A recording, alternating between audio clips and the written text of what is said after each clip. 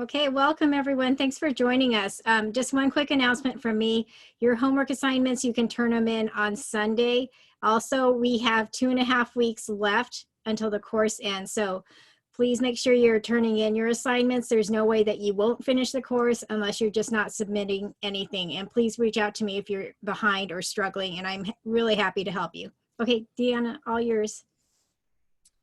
All right, thank you. Well, welcome everyone to week 5. We are nearing the end of our course. We have 2 more weeks left. This week is value delivery, and we're going to talk a lot about, seeing the process all the way through to the customer, and supply chain, and any other thing around that topic. But what's great is because, as most of the speakers we have for this course, Josh is also an entrepreneur himself, so he can answer pretty much anything that has to do with entrepreneurship, because most likely he's been there and done that, or done that wrong, or done that right. Right. So Josh, his bio was on Blackboard. If you hadn't had a chance, check it out.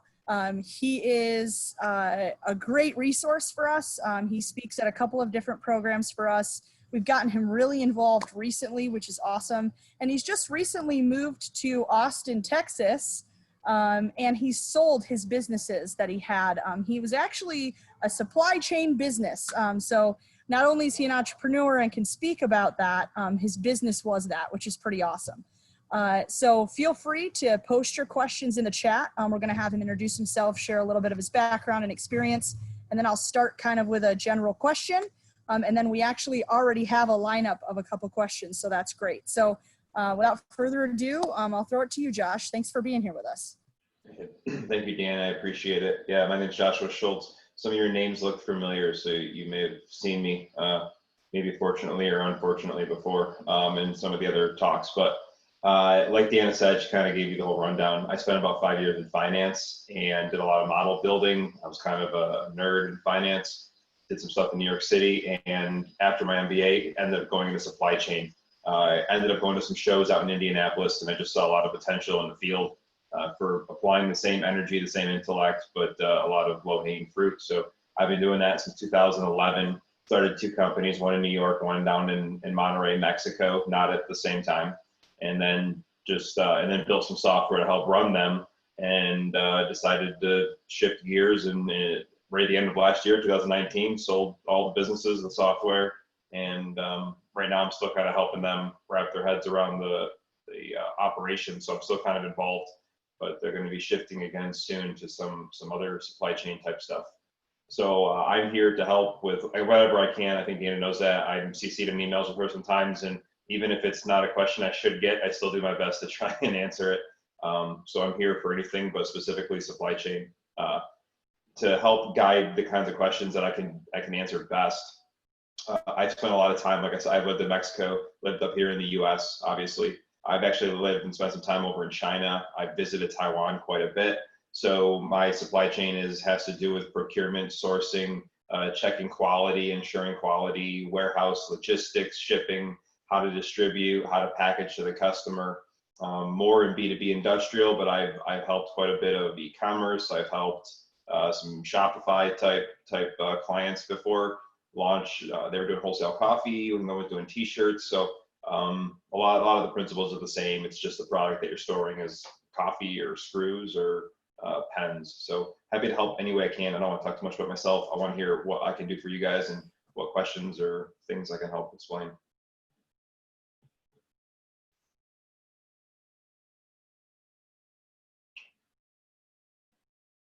Looks like Deanna might be frozen. Are there any, while she's getting online, are there any questions that I can help off the bat before Deanna starts firing questions at me? Anybody have a physical product? Joshua, why don't you unmute your mic? Okay, and I had let Deanna know that I had a question for you. First of all, it's kind of cool having a keynote speaker with the same name as me, because she was like praising you up, saying Josh this, Josh that, and I'm like, in my head, I'm thinking that could be me someday. It was as a motivator. But so my question is, or my product that I make is it's a air moving device used in the oil and gas industry. And right now, you know, I'm just getting started. My sales are very few. I'm looking at trying to secure some large orders. If I was to buy, if I had an order of 500 of my air movers to be sold, it would be 23 sticks of standard wall. What did I say? 20 foot sticks of standard wall, 2-inch Schedule 40 pipe. At what point, like number wise, should I start? Because right now I'm just buying from a local supply house. At what point should I start reaching out to a bigger distributor, number wise, for that to make Yeah, my I would reach out right away. Don't tell them what your current size is. Just say, hey, I'm shopping around for distributors. So always play the game that you're higher than you are, because you'll get more information that you need. And I would just say, hey, I'm shopping around for new distributors. I'm estimating my annual usage is going to be this. These guys hear that all day long, my EAU. It doesn't mean it's what it's going to be. It's what you're shopping for. And they'll just assume that's your size. So you just say, my EAU is going to be maybe 50 of these things a year, or, you know, whatever you just said times 2, because that's only going to be one job. So is that big enough for you guys, or do you know, what's your min? You say, what's your MOQ? What's your min? And they'll let you know right away. So you just use those terms, ask them, and they won't even question anything. They'll just say, oh, our MOQ is 100, or oh, our MOQ is 10. The price on 50 would be, you know, here. And you reach out to 4 to 5 guys. If you're way off, if they say it's 1,000, I don't know the industry. So if they say it's 1,000, you know, these pipes, then, you know, you got to get to 1,000. But at least you got your benchmark, you got your goal, and you know what you're shooting for. And if they say it's close, then maybe you can pull some orders and hit that min and go to the distributor. Okay, and thank you for that response. What does EAU stand for? Yep, estimated annual usage.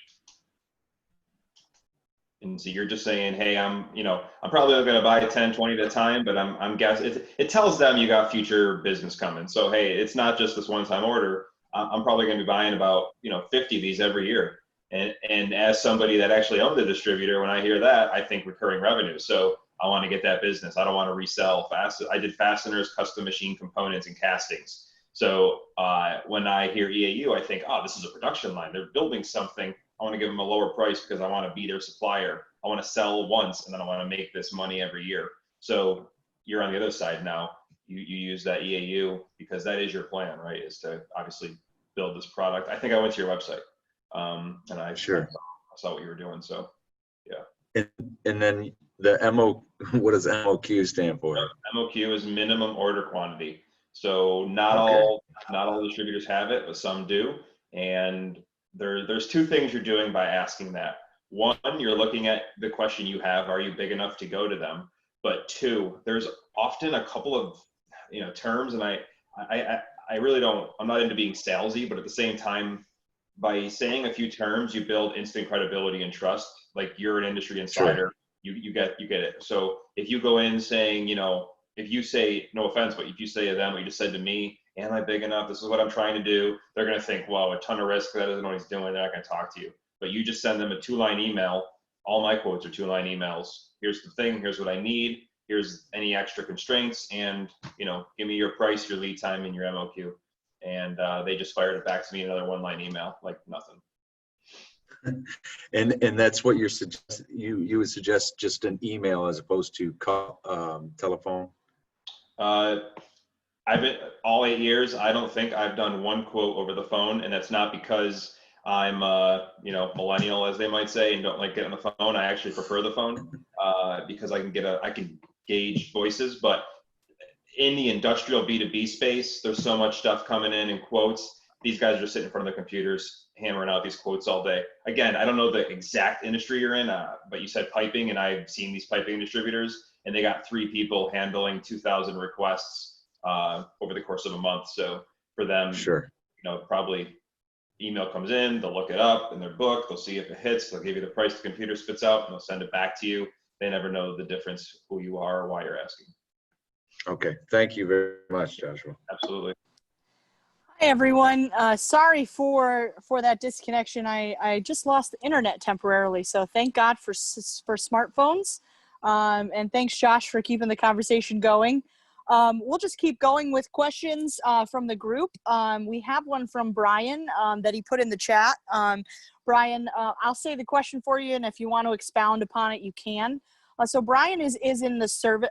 His focus is more services, not products. And so his question is, how do you know when to increase capabilities to handle potential service need without spreading your current resources too thin, thus opening yourself to too much risk? Yeah, his capabilities would be contractors or employees, just for your reference. All right. So yeah, I have a huge answer to this, Brian, because I think about it and talk about it all the time. There's two things that I discuss all the time as like a hobby, and it's a nerdy thing that nobody else actually likes to discuss. One of them is, how do you take a business that is traditional? So, forget about tech. It's a traditional business where you got people shipping, or you got people doing real things, probably inventory, and scale that in a tech type way.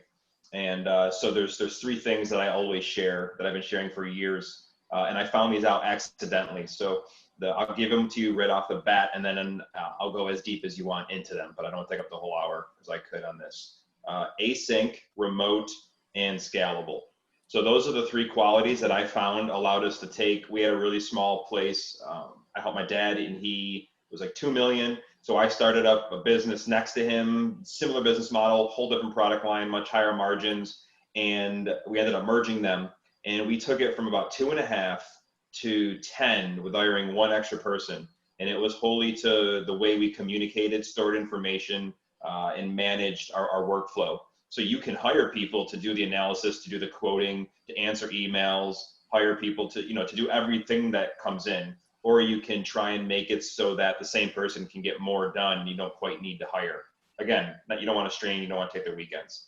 Number one is async. If everybody has to be in the room at the same time, a decision made, anything's done, it has to be those two people at the same time, you're going to really hinder your growth. So I don't know too much about your work life, your style, all that, but I got to assume that there's different people, you and other people, that work best at different times. You might be an early morning person, 6 to 9 a.m. and you crush most of the day. Well, if the guy that you're making decisions with is working, 4 to 6 p.m. at night, constantly going to be waiting till noon until he's ready to have that conversation, is just prolonging things a couple hours every day. So making it so that decisions can be made async. We got rid of meetings, and I was, this was a meeting cultured place, and we got rid of meetings, and it's crazy what you can do as far as creating async ways to share information, collaborate on information. It's not expensive. We did it using free tools, and again, offline, I could share as much as you want on that. So make it so that your company can run async. Anybody can work at any time, except obviously customer service has to be available for phone calls. If you got laborers, they got to be available for the customer. The second thing is remote. How much of your business can you monitor, put into, and do remotely? So again, there's always some aspects you can't. We had to have somebody in the warehouse shipping, but the quality guy, and when I say remote, I don't mean like work from home remote. I mean, as you service, customers are everywhere. And if you're either visiting a customer or at your office, you're losing half your time over the course of the year there, because you're traveling and you got to get back to the office. So find ways to do your work on your phone and on your laptop. That means completely changing how you store information. If all the information is always back at the office, how can you do things that are syncing to all your different devices? So that was one of the big things we did, is we self-hosted a Dropbox type thing, but all the orders, all the quotes, all the prints, everything our engineers did, everything went to their computers and auto-synced to the cloud and then pushed back to everybody's devices. So I could be at a customer facility and basically have access to my entire communication network, my entire file system, everything on my phone. And that came in such handy. Again, I don't need to call people. I don't need to say I'll get back to you. And then the third thing is scale.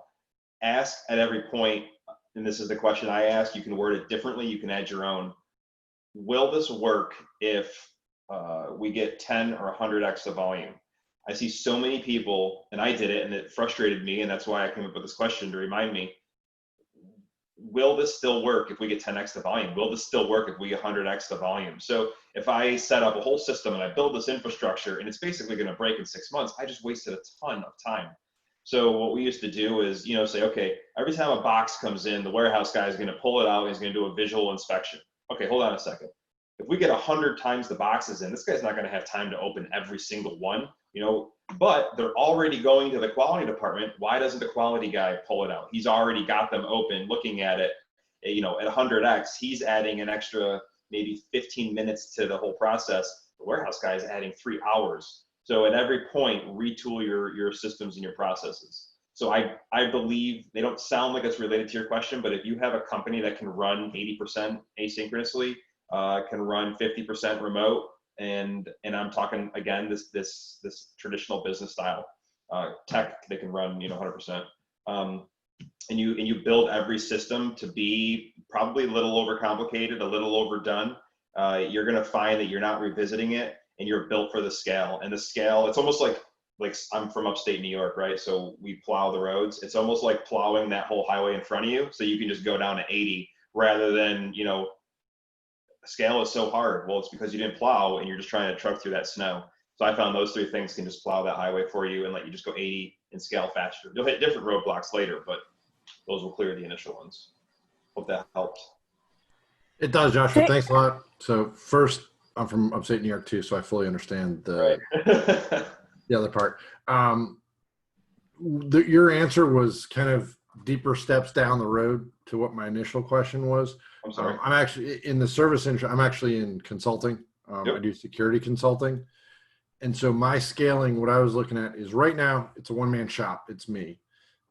My vision for the business is a lot bigger. It actually gets into finally a brick and mortar. It's got, ops and intelligence and all that stuff scaled into it. I know I'm not there yet. I don't need the brick and mortar yet. But with me, there's some capabilities that I can potentially advertise that I can't do necessarily myself. Like I know I want them in the business, but I can't fully do cyber. I can't, do some other things. Building some of the technical aspects of security that I may recommend. But at what point, even with the stuff I can do, I get 5 clients calling me at the same time. I can't necessarily meet the need quick enough because it's me having to go on site, do some, security surveys, things like that. But if I'm bringing people on who can do that stuff, I'm opening myself to potential risk with having to pay either salaries or contract and things like that. It's knowing that type of scaling with hiring people and moving forward when it's not the admin stuff that you were talking about, because I fully understand minimizing the need to upscale that. But when it's your actual business employees and things like that, without opening yourself up to too much risk. I would do 2 things, and then I'm going to offer a referral if you're interested. One thing I've seen is a lot of companies that are big now, consulting especially, you ask them about their first 20 clients and they say, oh yeah, I just told them I could do it and then went and figured it out, right? So that's a common thing. You're scrambling for business. So you just take on whatever, and then you go, if you need to hire somebody on Upwork to help, then you hire somebody on Upwork, or whatever it is, find somebody. So I would say don't let that stop you. I called it the value iteration cycle, which probably doesn't make sense, but that was just the terminology I used. We had a quality department, and that was our main differentiator. So aerospace, technical people would come and buy parts from us because we had this multi-million-dollar quality lab, which not many companies have. And it was customer requirements. Every time the customer asked for something, we'd say, yeah, we can do it. And then we'd go look and say, oh, to do this, we need to have a CMM. We need to have a, vision machine. We'd buy those. It's like 50 and 70K each. And then we would use those and go back to other customers and say, we got a CMM and a vision machine. And then, you know what I mean? So a customer drives what you can do, and then what you can do hopefully spins that flywheel on the sales cycle. So again, reiterating, go for it. And I think that'll actually be the turner of the wheel that you need to grow to your vision. The second thing is, you can do like part-time. It's very common in consulting, especially web development, but I know also in data science, machine learning, and I'm assuming in security, where you can basically say, hey, if I get a job, can I come back to you? I'll pay you this much money until the job's done. And you get almost like this, they're consulting to you as a laborer. I know a couple firms that have done this, one of them really well, Upstate Interactive. I don't know if anybody here has ties there. I'm friends with the owners there. So they've done it extremely well. They're a web house, and they've done blockchain and all this stuff. And every time they need it, they've got 4 or 5 blockchain developers that they just go to and say, you know, hey, I got a 30-hour job. And one of them says, yeah, I'm free. And the customer doesn't know it's not technically the 6 Upstate guys, but they've developed these relationships. And then I've seen them where it's grown, and then they say, hey, you want to come full time? We're getting so much blockchain now. Why don't you come full time? So that helps you, Brian, because you have this backup arsenal. They are getting some part-time work, which everybody needs nowadays. And you're building a relationship. And then before you hire them, maybe they've done a couple projects, and it's not a blind hire. It lowers your risk. It lowers your pay to them. You're only committed to what they're going to do for you, and it helps you visualize your roadmap a little better in the future. Awesome. Thank you very much. I appreciate the answer. You want to talk to Doug or any of those guys over there and how they did it, how they structured their contract, all the details, I'd be happy to connect you, Doug, and Peter. Awesome. Yeah, I'll follow up with you afterwards. Thank you. Sounds good. Hey, Josh, we've got another question from Mickey. Mickey, you can go ahead and unmute yourself and ask your question there, wave so he knows who you are. And go ahead. Hey, Josh, this is Mickey.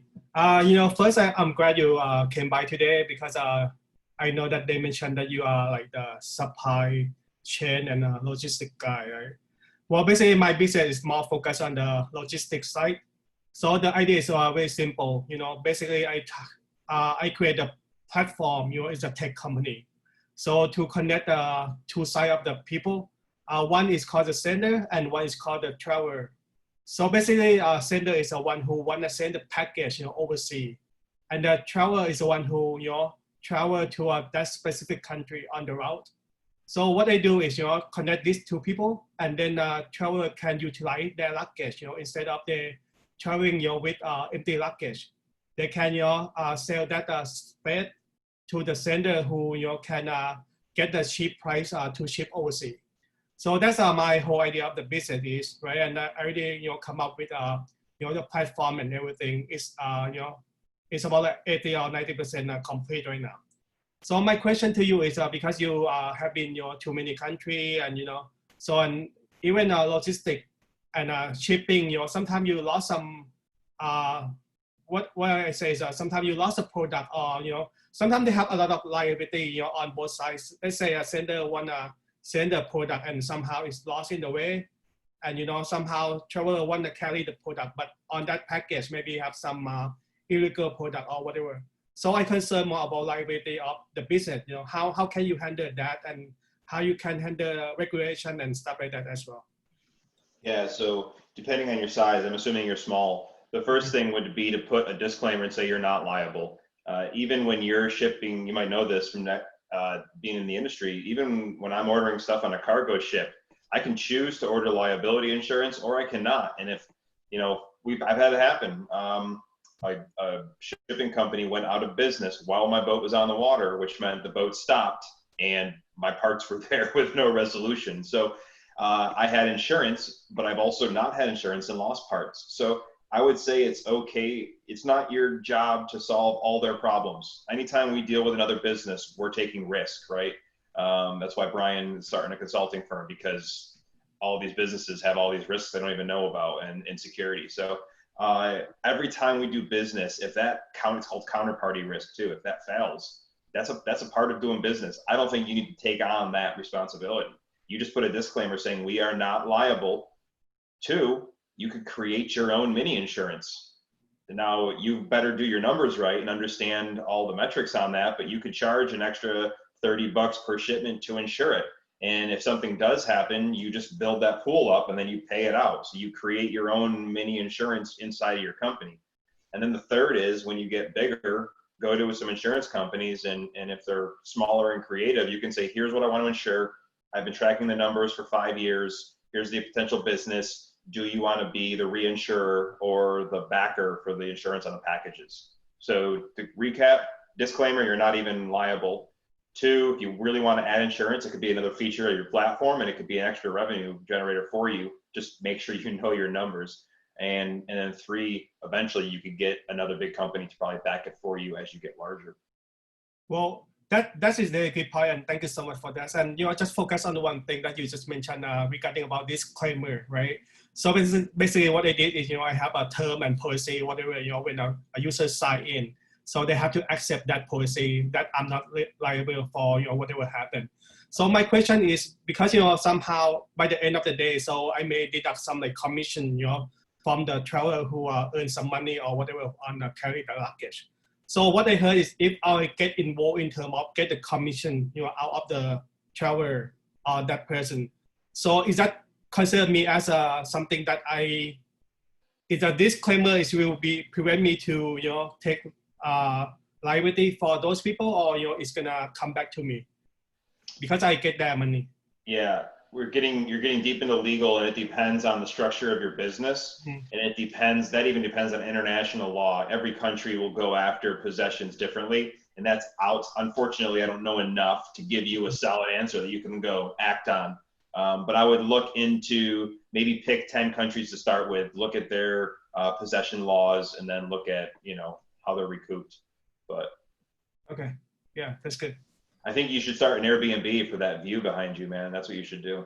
Yeah, it's like the same concept, because I don't know what the Uber or Airbnb, how they disclaim their user, because sometimes things happen, and how they deal with it though. It's kind of like the same thing. Go on LinkedIn and look for some Uber people that are not super high, but that are in the business ops. You might be able to get some free.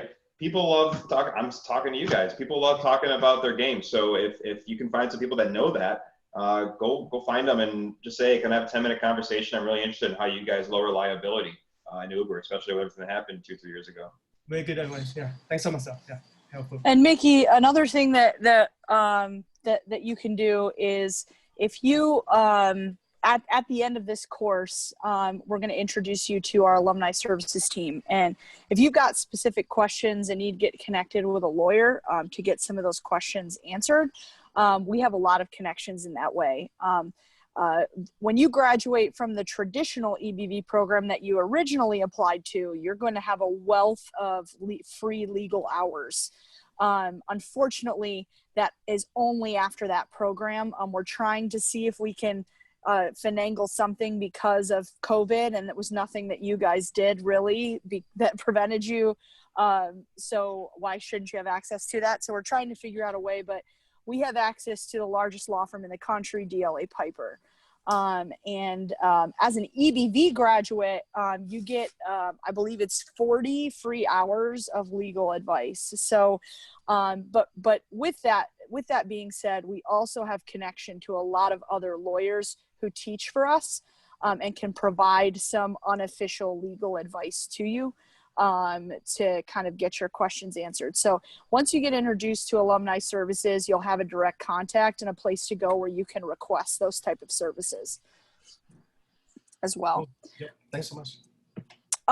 Josh, since we were kind of talking about risks, could you kind of explain a little bit as far as, what are some of the major risks in supply chain, and, what's a good way to manage those risks? Yeah, so there's a ton, and everything there's a ton. The more you know about it, the more risks you find out about, the scarier you get to do business. So I'll try and pick some of the obvious ones. There is counterparty risk.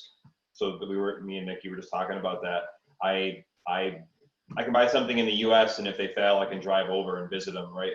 But if I buy something in Taiwan, let's say, I'm less likely to go visit. So if they just say, okay, 50% down, 50% after the order, I give them 50% down, I never hear from them again. That does happen. They know I'm less likely to jump on a plane and go visit over my $2,000 order. So that is a risk. It's becoming less and less common, but it's a risk. It happens. The main one is quality risk. I order a part, they produce it, they ship it over, it gets here, it's not good. All different ways to mitigate that. You can have people inspect on site in Asia. You can have your own plant in Asia. You can have distributed plants here in the US if you're buying all locally. You can have plants out of Mexico if you're near sourcing. Whatever you're doing, you can put inspection centers or hire part-time, or there's even companies now that will be your inspector and visit the plant. So let's say I've got a big shipment. I got a couple, $1 million of this one part, and it's a big order, and I just want to know before I spend the shipping and the freight and wait 60 days for it to arrive at my facility, it's good. I can say, hey, can you hire one of your inspectors? I'm willing to pay $1,000. Can he go check the shipment before it leaves the facility? Once it comes in, I call it inventory risk. There's really a lot of different ways a lot of risks in there, but am I going to eventually sell this inventory? So it could go bad on the shelf. It could be scrapped. It could get lost. It could be stolen. All of these things can happen. When you have inventory, it's basically, if you're a business that's using that inventory, that's just cash sitting on the back shelf. And people can convert that to actual cash. They'll take it. It can go bad. It's just, you want to get that stuff moving as fast as possible and out of there. So there's inventory risk. That's the main risk I dealt with. I was a distributor, so my whole job was to just have inventory. And so that was the one I managed and worked with the most. And that just comes down to inventory optimization, planning your inventory turns, things like that. I would say those are the biggest ones. Quality and inventory risk are the two when you're dealing with physical product. Is it good? And they both have to do with the same question. Am I going to be able to sell this or use it, right? Thank you. Kind of building off that, well, it's not really building off that, but it's more so talking about supply chain and thinking about, as a small company, once you're established and you want to try to get into these larger companies, right, and get into their supply chain. So let's just use Walmart, for example. What are some things from your experience that the large companies look for, or larger companies look for, and getting your best business ready so that they can notice you and kind of get into that be a small fish in a big pond, so to speak. Yeah, that's a really good question. I'm just thinking back to two different deals, trying to think what it was that made them pull the trigger. This isn't the answer, but it starts with empathy, understanding. A lot of times we just see the big Walmart. We assume that they know everything, they want the best price, et cetera. And if we tell them we can give them the best price and show it to them on a spreadsheet, we're good. The thing is, that buyer has all the same worries that I just shared with you about risks. That buyer is being judged most likely on availability, on time, and price. So on time is, if he puts that he has an order coming and it doesn't show up, that means that shelves are going to be out. That means that Walmart's going to miss out on that revenue. And Walmart does not miss out on revenue. None of the big ones do. Whether you're talking GM, GE, Walmart, all these guys that buy, they're not missing out on revenue. One of their major metrics at almost every single industrial firm I dealt with that I was judged on was on-time delivery. That is because these buyers are judged on on-time delivery. So you have to, the big thing is not persuading them you can supply it. They know that many people can supply a part. The thing is, can I trust you? Are you going to make me look good, or are you going to make me look bad? And so how does that happen? Comes in and it's bad, and now his boss says, again, it's all empathy. Think about what he's going through. His boss says, wait, you ordered from a new supplier after going to the old supplier for 5 years, or you took a chance on this new product, and now we've got 5,000 bad whatever widgets in the back. Like, he's going to have to answer, and he's going to look stupid, and he wants to progress his career. So you do not want to you want to figure out what the buyer is being judged on, and then alleviate that concern or anxiety. And again, it usually comes down to on-time delivery, price, and price is important when you close the deal, but it's not usually the one that gets you in the door, to be honest with you. And then, what was it I said? On-time, price, and quality. So for me, Thank you. Yeah. Oh, I'm sorry. Go ahead. Yeah, I was going to say, a lot of times I'd make actual physical samples and do up all the paperwork. The paperwork showed that I knew how to do the paperwork, and I understood the whole quality process. So it was never, they never asked me to do it, but I would do a full PPAP. And if you know the industry, you know that that's that's a lot of paperwork for a part that I don't even have the business on. So I would do a full PPAP and drop it off and say, it's the same thing I was talking about earlier with Josh. EAU and MOQ, you show that you get the business in the industry off the bat, that lowers that buyer's anxiety. So figure out what your buyers are using, what's the terminology, and then walk in and say, listen, not only can I do it, I've already done it. Here, I've done it on this part. I'll save you 5%, whatever. Thanks, Josh. So I'm going to use kind of, we're talking about, coming through for the, supplier, so to speak. So let's talk about more so just using kind of your entrepreneurship experience on trying to show customers the value when they don't know they really need it. I know that there's been a couple of people in the past couple webinars that have asked this question of the speakers. I'll just use Jack, for example. Using his example, he has a business where he's trying to get these companies to say, you need this security, correct, Jack? Do I have the right person here? I might not have, but he's trying to. Brian has security. Is it And Brian? Jack I has apologize. public affairs. Jack, public affairs. Okay, so I'm sorry for mixing those up, but trying to get the company to realize that they need it, but they're not realizing that they need it until they actually really need it and something happens. And I think that's the biggest problem that some people are having in this class is showing the value to the customer to make them say, hey, you need this because this is what's going to happen. But they won't go to that product or that service until they actually have something happen. Do you know what I mean? Yep. Yeah, I get it. It's preventative, which is always Yeah. harder to sell than prescriptive. And that's just the fact. You can, I don't want to have some answers you probably don't want to hear, but you can reposition it as prescriptive.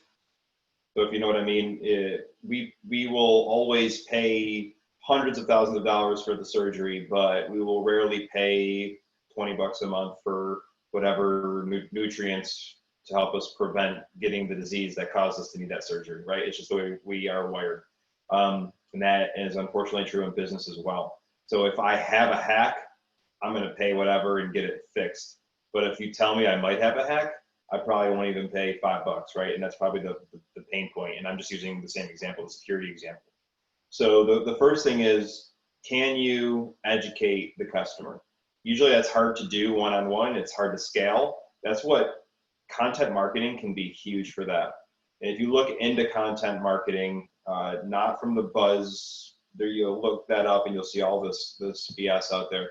But with content marketing, you can look into, there's an actual framework for it where different people that come to see your service will be in different phases of the buyer cycle, right? So some people will be ready to buy, some people will not even know, and that's kind of what we're talking about now. So you should write content, if you can, specifically to those to grab their attention, right? So you would write a whole post explaining the problem and then how you fix it, yada, yada. You would just, frankly, scare the hell out of them and then leave it, right? For more information, but you just scare the hell out of them. So you just want to convert them from not being aware to showing them how big of a problem this really is. And you just blast that kind of content out. Again, not in a doomsday buy gold type thing, but just you're educating them. You're telling them why it's a problem, how many companies actually have this problem. You're using statistics. You're backing it up with things that are not even from your company. And when you get enough of that, then you push them down the chain, and then you start building the next step, which is how it can be fixed for relatively inexpensive compared to, make it seem cheap, what it would cost after. And here's some examples of companies that have actually had it happen. Here's what they paid, and I'm 1/20th of that. And then once you have enough content in each of those funnels, I'm skipping a bunch, but then just create one new one for each one. You get some kind of schedule. Every week I'll create one for this and then one for this. That's a great way to educate the customer and draw them in, because you're going to get people searching for it, for related things. I think it's Grow and Convert. Grow and Convert is a site that does some really good business B2B content marketing breakdowns on how they do it, how they think, and they have some really good results.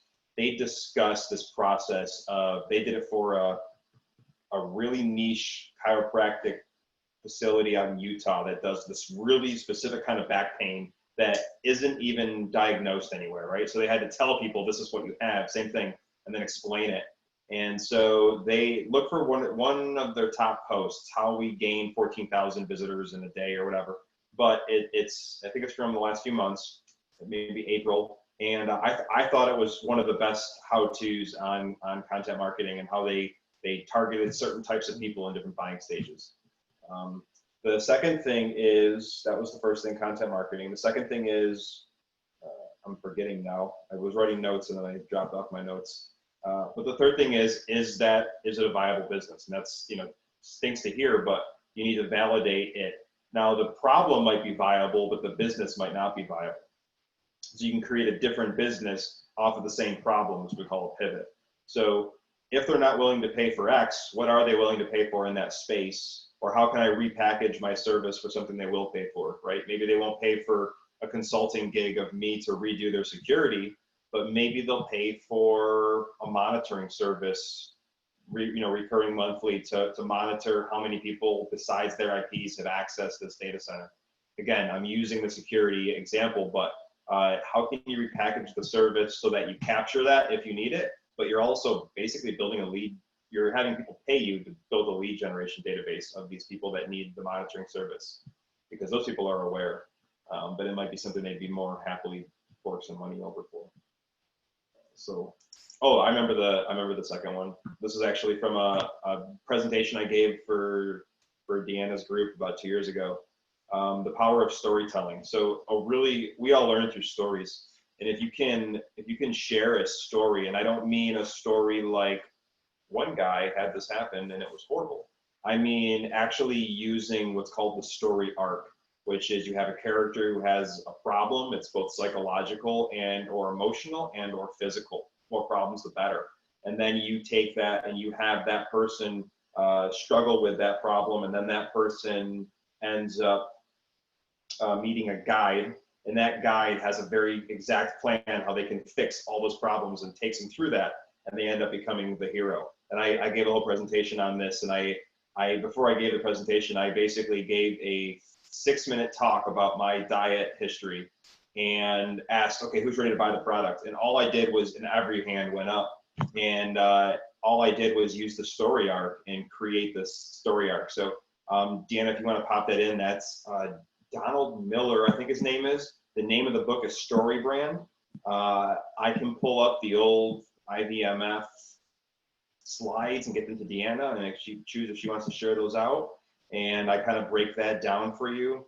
Yes, Joseph Campbell is the original. Yep, absolutely. And so what Don did is he took Joe Campbell and turned it into a marketing thing, so you can create web pages based off of it, which is really neat. And so if you create a story around, you know, what are these people dealing with, it can be a way to educate them in an engaging way. And at the end, they realize, I need a guide. I need a guide that has an exact plan. And then, of course, you're there with your company, which is the guide, right? You're not the hero. They're the hero. You're the guide, and you have an exact, you know, Brian, maybe market it as we have an exact 6-step process that we apply that guarantees you that, you know, X, Y, and Z doesn't happen. When you tell me you have a 6-step guide process that you systematically do everywhere, I'm like, oh, this works. If you tell me you're really smart and you can fix it, I'm like, yeah, maybe. But same thing when you read those diet stuff, right? I can help you lose weight. Okay, maybe not. I have a 7-step thing that we walk through step by step, 1 step per week. I've used it with over 100,000 clients, and I'm telling you, every single one of them has lost on average 6 pounds, as much as 30 pounds. Now it sounds a little more exciting, right? You still want more details, but it's not as wishy-washy. We've created an exact plan, and as humans, we all love exact plans because it makes us think that the results are guaranteed. There's my sales techniques. Thanks, Josh. That's actually one thing that the IVMF is doing right now, is really figuring out how do we tell our story better? How do we tell our story better as an organization? And how do we tell stories of our graduates better? Because that's really how we can get our information out there, and how people will say it creates buy-in, and people will say, oh, it helped them, it can help me too. And all the work that we do. So we're actually going through some of those growing pains per se right now. So it's a good reminder as well. So another question that I have, if you could just kind of, from your own experience, you know, what are some of the biggest obstacles that you came across just talking about as a business owner in general, some of the biggest obstacles, or maybe there's one lingering obstacle that happened, like if we're doing it, don't do it the way you did it, so to speak. Or is it an obstacle that's common that everybody's going to run into? Yeah, well, my biggest one was hiring. That was the hardest thing for me to do. And I remember being smaller, not really needing to hire, and hearing that and thinking, but that's not really helpful. Like hiring's not easy, but it's not that hard. And but what you realize as you start to grow is you can't do everything yourself, and getting people that you can rely on is almost impossible. It's just the people are few and far between that care, that have the character, and that have the capacity. Those are the three things that I talk about. And so much so that one of the things I'm working on is a course, a business course that actually helps people learn the skills that help you do well at work, not just, contract law and whatever else you learn in the MBA program. Because just those basic skills seem to be missing. So hiring people has been, still is a bane in my existence. Interviewing is hard. The whole process is hard. That's been my thing that I still haven't nailed how to do. I get a little better every time, but hard to find people, hard to qualify them, hard to train them, hard to delegate to them after, hard to guide them and lead them. I've been very successful once. I've been not successful a lot more than that. My most successful person that I've helped mentor is in Mexico, actually. So other obstacles, and that's my biggest one. Everything else was just fumbling through and learning. I used to hate hearing that answer, but. No, that's good. I mean, that's what it is trial and error, a lot of it, right? Or figuring out what works best for in the way you do things. With that being said, I got another one for you. What is, so if you could recommend, and I asked you this last time, and usually I ask it as the last question, but I think I'm just going to ask it now because I'm asking some more generic questions. But if you could recommend, you've already recommended a couple books, but I forget off the top of my head the book that you recommended last time. I don't know if you'll remember it. I can look it up in Blackboard, but because you recommended some really good readings, and I know the class came back and they were like, oh, these things are awesome. But you could recommend like a book, article, video, something that's kind of been inspiring to you. What would that be? Yeah. I read a lot in a really niche, I say this every time, a lot of niche, deep topics. So something that I might enjoy this month is different than next month, and probably nothing you guys would be interested in. But I would say some great base books would be the book Mastery by Robert Greene. Is just about, I read a lot of biographies, and so I like learning about things for other people. He does a great job of talking about some of history's masters and how they created their craft, how they applied themselves. Just if you're an entrepreneur, something that I think is really helpful. Talks about Mozart, talks about Leonardo da Vinci, and there's some biographical sketches in there, which is really interesting for me. Another book is Thinking in Systems. So I'm a very systematic thinker. That book really appealed to me. I think you can use systematic thinking in building a business, in structuring your sales, like in cleaning your house. Honestly, I use systematic thinking everywhere. So this book did a really good job by Donella Meadows, I believe. It's been a couple years, but I believe that's who wrote it. That's a really good book too. And then if I was going to throw one more, probably one on strategy or decision making. I'm actually in the middle of 4 for decision making. I don't know which one's best, so I'm going to hold my recommendation there. But yeah, there's what was the one I said? Good strategy, bad strategy. That's a really good, just classic business book that's actually useful and applicable, not just the professor who came up with a really cool theory and wrote an 800-page book on it. Thanks so much. I'll look those up too and see. I just made a note of them here on my phone. My internet got lost again, so I'm like I said, I stayed on my cell phone so I wouldn't get lost again. So kind of in thinking about just a more generic question, just hear from you as next week we head into kind of financing your business and all of that. Could you share a little bit about how did you start off? How did you, what did you use to finance your business? Were you the bootstrapping kind of person? Did you, go and try to finance a loan, grants? Like how did you start off? Yeah, so I have never gotten a loan. I'm actually looking at buying a distributor locally here, and I would use a loan for that, probably an SBA loan. There's I can give them to you after. I can't look them up fast enough without wasting everybody's time. There's some people that buy businesses or start them, and they talk a lot about funding, and they on Twitter, some really smart guys. Brandon McLaughlin, I believe, is one of them. It has a whole breakdown, shares a spreadsheet, so he's a really good guy if you want to go the SBA route. If you want to go venture funding, you can go, I can maybe find some contacts, but for me, I bootstrapped. I went down to Mexico. I had enough money for 6 months and got a cheap apartment, and it made me hustle, right? So just looking for customers, looking for to talk to me, networking, learning the language, the government system, the tax system. And it grew very slowly because of that. It probably could have been much bigger by the time I sold it, but that was the route I took. So my only history was really bootstrapping and financing. Great. And class, we'll learn more about that next week and kind of a lot of the other different avenues of financing, maybe some unique opportunities that you don't know of yet that are also available out there for veterans. So thanks for sharing that, Josh. Actually, Josh Ott has another question. So I'm gonna throw it to you. Go ahead, Josh. I'm listening. Okay, so the air mover device that I'm making, I believe, has a huge market in Australia. I know I did a little experiment with Facebook. I boosted a couple posts of some videos of my tool being used, and I sent it to United States, Canada, and Australia, which all three of those countries they take care of. They put a lot of effort into safety, where your other countries don't really care about their workers and safety.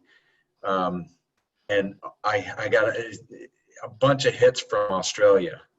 Where would I start to look? And this might not even be a question for you, Josh, but where would I start to branch out to look for licensing proposals to manufacture in Australia? Yeah, just look up the word contract manufacturing. Have you heard that term? No. Yeah, what you're going to want probably is a contract manufacturer. That's somebody that manufactures, but they don't own the actual product. They're doing it for you. So it's like outsourced manufacturing. Very common in the US, very common in Canada and Australia. You should be able to find a couple. I actually know some in the US that are right on the border of Canada. I've dealt with them. Anson Corporation is one of them. They build the row growers that all the CrossFitters do. I don't know if you've ever done CrossFit. They have those rowers they're on the ground doing. So they build those, but their name's Anson. They build medical device. I would look that up. Okay. Thank you. So I'm going to do one last shout out to anybody who might have a question for Josh. Anybody give you a moment here, and then I'll ask kind of a final last word of advice from him. We might end a little bit early tonight. That's okay. Anybody else have another question? I'll wait a second here. Okay. All right, Josh. So I'm going to ask you just a final question. And this is just more, generic. If you could share, I got somebody, sorry. We'll go to Ogwo. Ogwo has a question. What is a typical supply chain business? So Ogwo logged in a little bit later and didn't kind of hear the beginning. So if you could kind of go over that just one more time, I'd appreciate it. Yeah, sure. So you have raw materials, right? You have steel, or not steel is not even raw material. You have iron ore. You have anything mined. You have plastics that need to be melted out from petroleum, and then you have the customer. Everything in the middle is part of the supply chain. So the person that melts the metal, the person that cold forms it into a screw, the person that stores it and stocks it, the quality person, the customer that assembles it and screws it in, and then the ultimate customer, like all of them are part of the supply chain. So the supply chain is this network that is constantly trading material, money, and information. And those flows are all happening simultaneously across this giant network of companies, individuals, and then what I call service pockets. So the supply chain business is, you know, anything basically that gets a physical product into your hands. Don't apologize, Ogwo. That's fine. It's a fine question to ask. And you know, Josh didn't explain it as specific as that at the beginning, so that was good, and I appreciate that. So I'll ask kind of my last question. And in the meantime, if anybody else has a question, please go ahead and post it because we still have a little bit of time. If not, we'll end early, and that's fine as well. So Josh, if you could kind of share, you know, as a new entrepreneur, a piece of encouragement or one kind of final piece of advice, you know, what would that be? And it can be something that might be a little hard to hear, or it might be something, you know, you're not really a pat on the back type of a person. You're a get it done type of a person. So if you could kind of share that, you know, what is something that you might share to kind of, you know, as a new business owner? Yeah, I would say reach out to anyone and everyone. First of all, you never know who you're talking to and what they are into. So I just posted this long thing on Twitter the other day, and one of the things I put was you can learn something from anybody. And that is so true. I ended up in China one time speaking to this guy that was literally dressed in rags, and I just ended up talking to him. It turns out he's a billionaire. He started 3 different mega industrial companies, and he helped me understand China. I lived over there with him for a while. That came out of just literally talking to this random guy that looked like he was homeless. So that's just like a really cool story that shows that you never know who you're talking to. So reach out on purpose to as many people as possible. Do the obvious ones, LinkedIn, right? I just assume that I don't know anything, and most of the time I find out that I'm right. I don't know anything. So you just, even in supply chain, I'm constantly asking people, how would you do this? How do you do that? You know, how do you guys structure this? And sometimes it comes back and it's like a lot lamer than I thought. I was like, oh, that's all you do? And sometimes it comes back and I'm like, wow, I only knew 2% of what I was supposed to know in this realm. And I've been just, you know, stupidly doing it the wrong way for like 10 years now. So I would say reach out on LinkedIn, on Twitter. I use Twitter a lot now. People, especially since COVID, are just, I don't know what's going on, but people are so open there, discussing things, sharing things. I think that they're edgy being at home all day. So Twitter has been awesome since April if you're in the right feeds. Email, just ask. It doesn't hurt to ask. I look stupid all the time asking questions, and I get no's and blanks all the time. So if you ask twice and you get 2 no's or 2 blanks, you're not asking enough. Just crank it up, find that yes, find that one person that's going to help you out. That could be the person you need to get to the next step. I'm huge on reaching out and asking for help. It's free.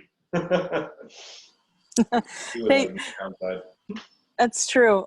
You'll never know if you don't ask, right? So I appreciate that, Josh. We did have a question come through, but first I do want to remind everyone, as Sandra so graciously reminded us, that Josh is also a programmer.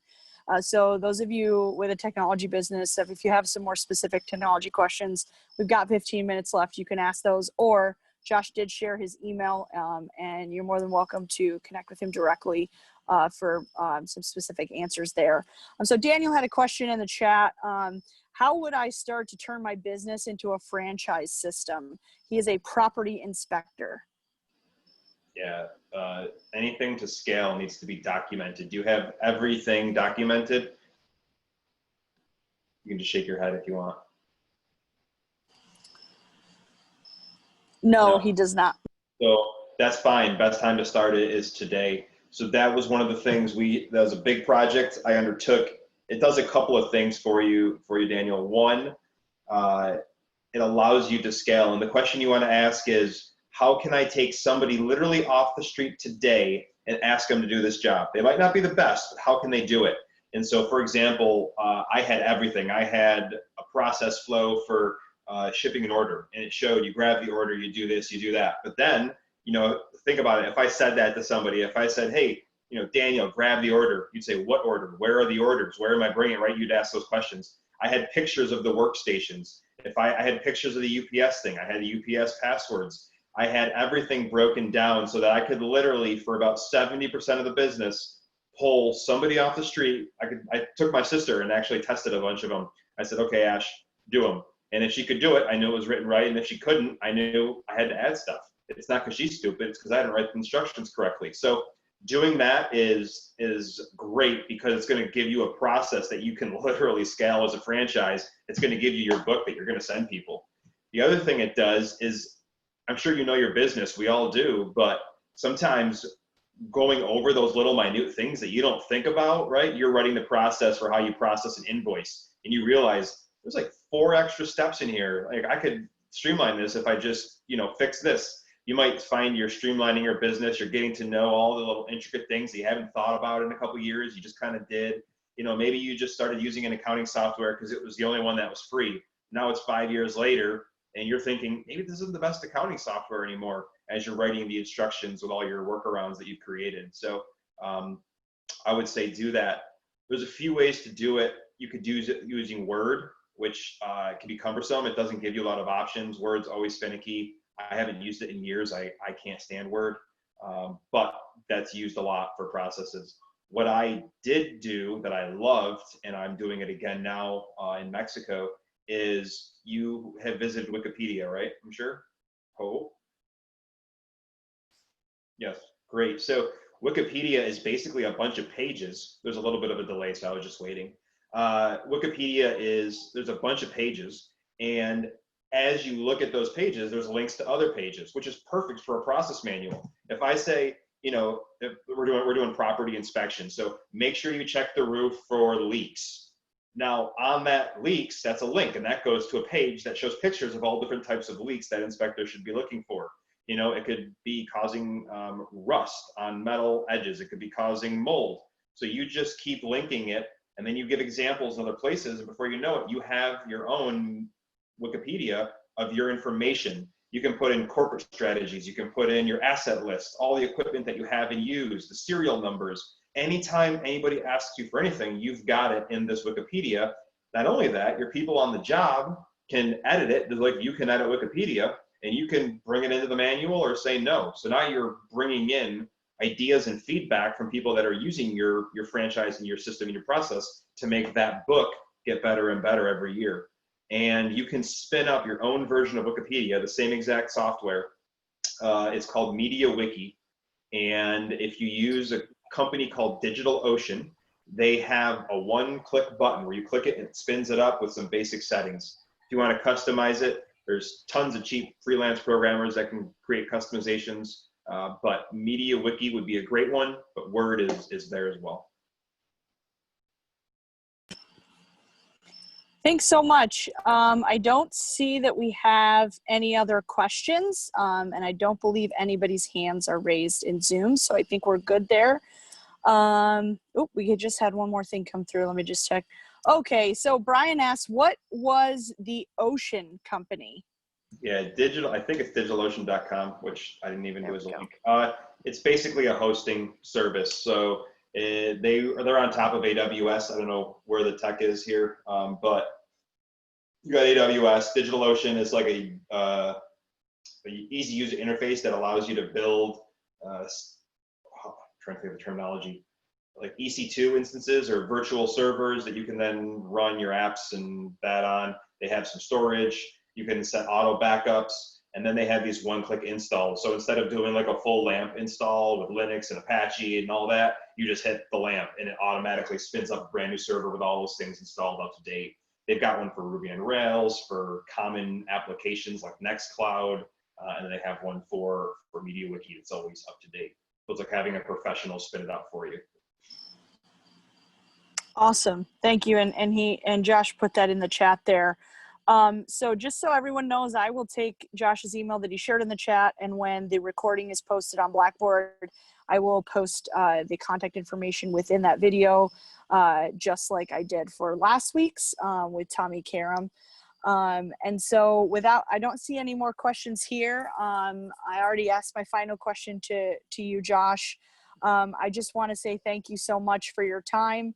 and you're always you're always willing to make yourself available for the things that we do at IVMF and for our veterans and military spouse-owned businesses. I really appreciate it. The knowledge that you have and the experience and the way that you're giving back in that way, it goes a very long way. And so I thank you so much for helping us as a class be successful, and you stepping in and helping in that way. So any last words? No, I love doing this. This is a lot of fun, and my interaction has been my volunteering has been lower lately since I moved. So every time you send me an email, I get excited for the chance to hop on. These guys are fun. So Awesome. Well, again, I appreciate it. I know we as a class do. Just reminding you guys, next week, I'm going to send you out an email tonight. If you could just reply to that email, I'll put it in the email with the day that works best for you. And if it is Wednesday, then that's fine. Some of you logged in a little bit late, but our speaker for next week has another commitment, and it's a regular commitment on Wednesdays. So I'd love to have him join us if you're available for another day to do this. So, but if Wednesdays is the day, then we have a lot of speakers that we can connect with, but wanted to check on him first. So I'll send you an email that explains everything, and you can reply to me. I'm going to try to do what works best for everyone, or the majority, but either way it will be recorded. So again, thanks again, Josh. Thank you, everyone. Have a good week. Reach out to me if you need anything. I made a couple connections privately in the chat. So if I asked you to send me an email to remind me, just shoot me an email and I'll connect you with the people that I promised to connect you with. So, all right. Again, thank you so much and have a good night, everyone. Thanks again, Josh. yep, of course. Bye. Bye-bye.